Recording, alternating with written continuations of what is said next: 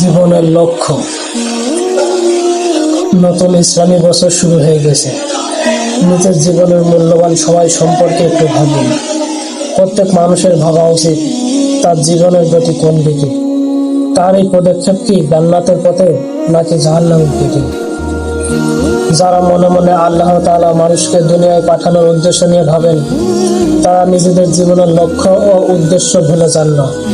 তারা ভাবেন কোন কাজে মনের সন্তুষ্টি রয়েছে আর কোন কাজ করা উচিত, আর আখিরাত বিনষ্ট হচ্ছে কিনা, আর আখিরাত বিনষ্ট হচ্ছে নাকি সজ্জিত হচ্ছে। প্রতিটি মানুষের এই চিন্তাতে থাকা উচিত।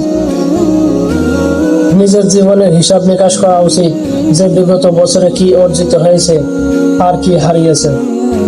যখন মুহররম মাস শুরু হলো তখন বুঝে নিন যে নতুন বছর শুরু হয়ে গেছে।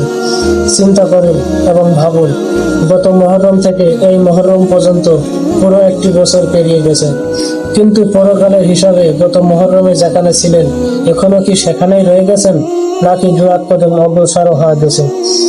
যদি বছর পেরিয়ে যাওয়ার পরও অবস্থা সামান্যতম পরিবর্তন না আসে থাকে তাহলে তো ক্ষতিরই কথা। কোনো ব্যক্তি যদি কামাই করার জন্য দেশের বাইরে যায় আর যে পুঁজি নিয়ে যায় বছর শেষে সেই পুঁজি থেকে যায়, কোনো কিছু কামাই না করে থাকে, তাহলে তো এটা কত বড় দুর্ভাগ্য এবং বঞ্চনার কথা ভেবে দেখুন।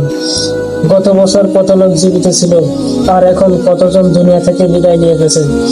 এভাবেই সবাইকে একদিন দুনিয়া ছেড়ে যেতে হবে, তাই প্রতিটি মুহূর্ত খুবই মূল্যবান।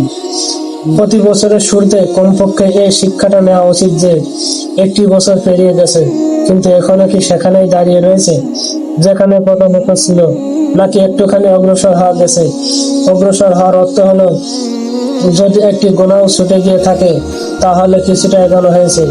আর যদি এমন হয় যে গত মুহররমের শুরুতে যতগুলো গুনাহ ছিল এখনো ততগুলোই আছে, একটি গুনাহ ছুটেনি, তাহলে বড়ই ক্ষতির জীবন যাপন করা হয়েছে। কিছুটা হলেও ভাবা চাই, একদিন তো মরতে হবে, কতদিন জীবিত থাকা যাবে।